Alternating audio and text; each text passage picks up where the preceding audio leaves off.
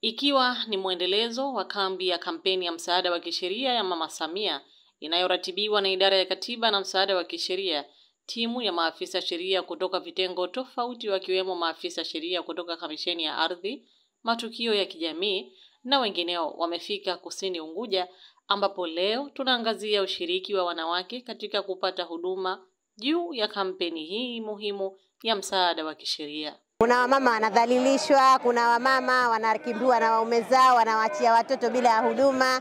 Kwa hiyo matatizo yamekuja mengi ambayo tumeweza kuyatatua kwa leo hapa tumeyatatua, lakini kwa ambayo hatutaweza kuyatatua hapa kwa sababu masuala mengine anazungumza mama mtu mpaka umfuate baba mtu na yeye umsikilize.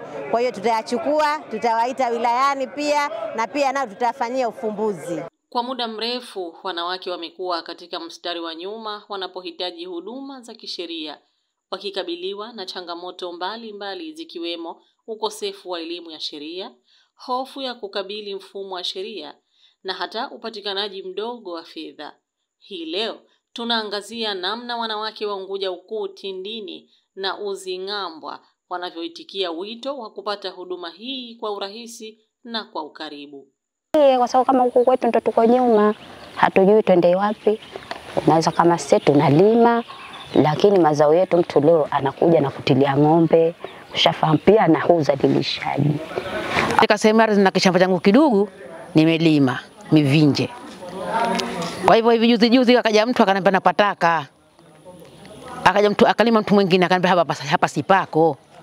Kwa hivyo ninavyoomba mie uongozi wa Mama Samia ulotujia hapa kwa masuala ya ardhi,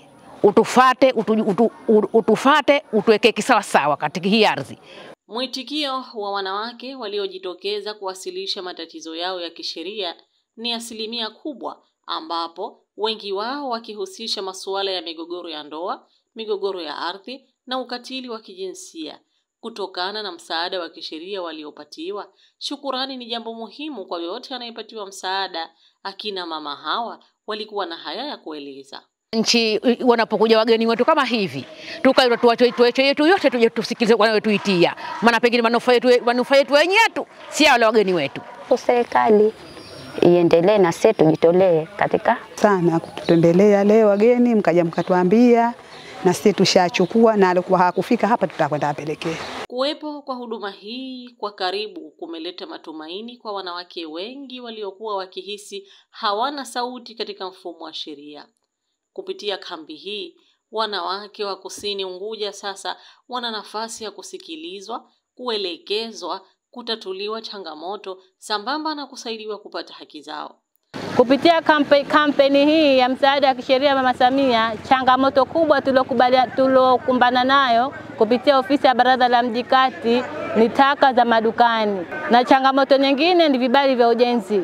Wananchi wanalalamika kwamba vibali vya ujenzi, ada ya kibali cha ujenzi ni harama. Kwa hiyo wananchi wengi wametoa mapendekezo yao ya kwamba wapunguziwe ada ya vibali vya ujenzi, ikiwemo na ada ya kupima afya pia, nayo wamesema ni kikwazo kwao. Kampeni hii inalenga kulinda na kukuza upatikanaji wa haki kwa wote kupitia huduma za msaada wa kisheria nchini, ambapo lengo ni kuwafikia wananchi wote nchini, hususan kwa walio katika mazingira magumu, ili waweze kupata haki zao kwa usawa kwa mujibu wa sheria.